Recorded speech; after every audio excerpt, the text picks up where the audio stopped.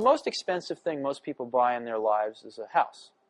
Second most expensive thing is a car, usually. And a car costs, average car is approximately about $20,000 now, $16,000, $20,000. And an average car lasts about, what, 8 years? Right? You buy another one. So approximately, $2,000 a year, right, for an 8-year commitment. Your child goes to school, right, approximately 8 years in K through 8, right? Right. You don't like to switch schools. It's about an 8-year commitment.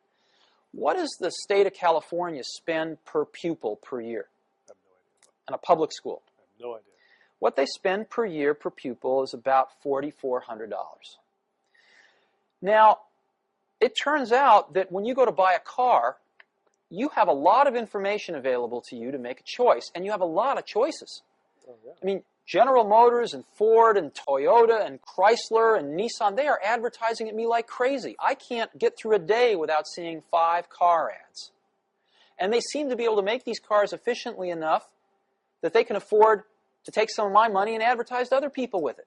So that everybody knows all about these cars. And they keep getting better and better and better each year because there's a lot of competition. And there's a warranty.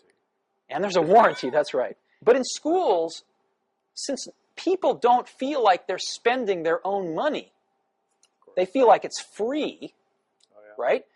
No one does any comparison shopping. Matter of fact, if you want to put your kid in a private school, you can't take the $4,400 a year out of the public school and use it. You have to come up with, $5,000 or $6,000 of your own, or even $4,400 of your own money. Sure. Or more. I believe very strongly that if the country gave each parent a voucher, a check for $4,400 that they could only spend at any accredited school,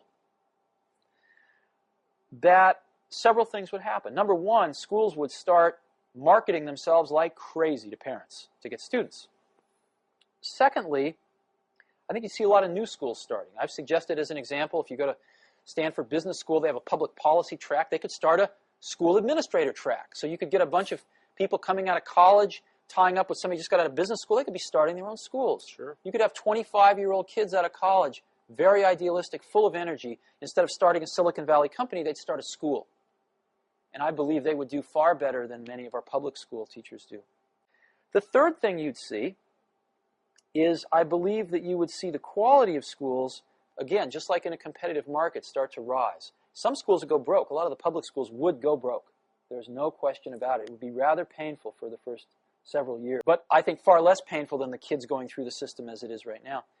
And some people, the biggest complaint is, of course, that schools would pick off all the good kids and all the bad kids would be left to wallow together in either a private school or the remnants of the public school.